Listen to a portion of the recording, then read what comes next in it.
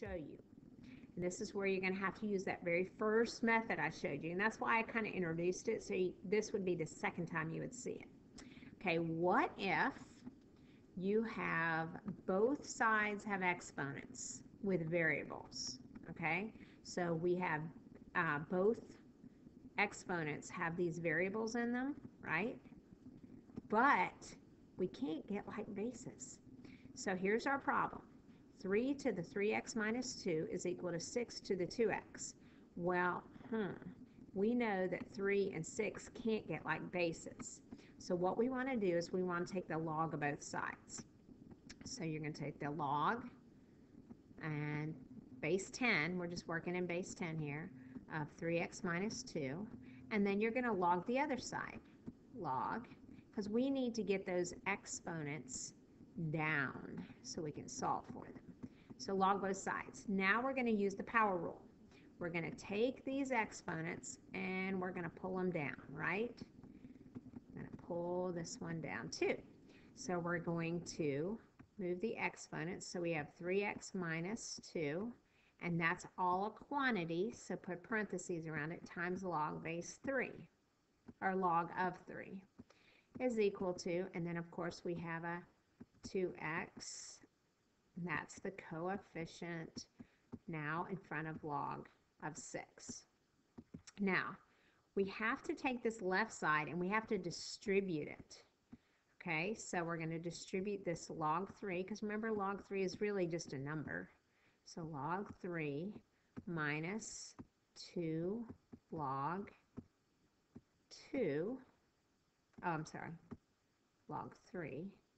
So it's just 2 times log 3 equals, and then this side there's nothing to distribute, so we just have log 2x times log 6. Now if there was something in this other exponent over here, like a minus 1, we'd have to distribute, but we don't on this one. So now what you have to do, you have to collect all the x's to the same side. So I have 3x times log of 3, and then I'm going to bring this x to this side, minus 2x log of 6. Now, this 2 log 3, this part, this is actually just a constant. There's no variable with it, so I'm going to take it over to the other side. So now it's a positive 2 log of 3. Okay, so let's see what we just did. We took the original problem, we logged both sides, right? Whoops. Took the original problem, we took the log of both sides. Then we used the power rule to move the exponents down. Then we distributed the left side because we needed to. Now we're collecting all the x's on the same side. So this one had an x, this one had an x. So we moved these together, and then this one didn't have an x, so we moved it to the other side. So now we've got all the x's on one side. Now guess what we get to do? We can factor an x out.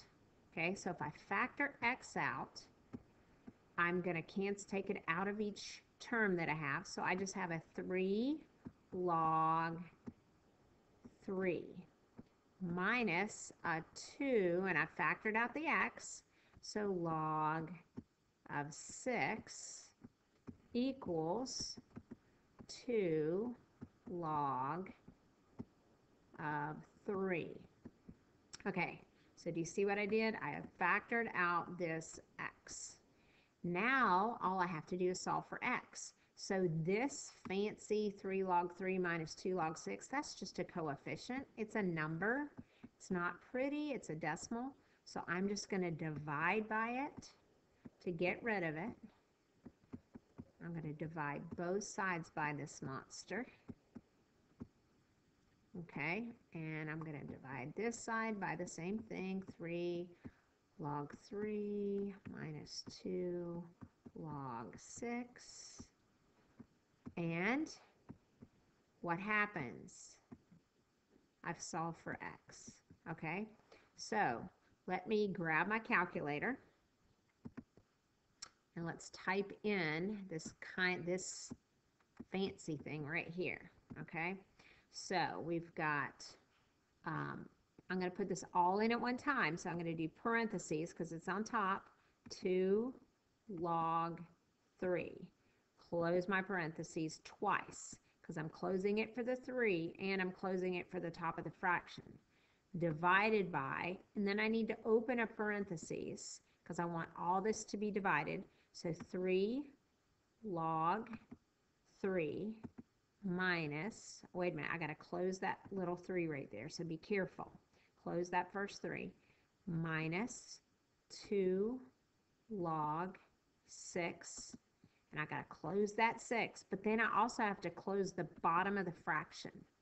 And now I enter, and my answer is negative 7.638, right?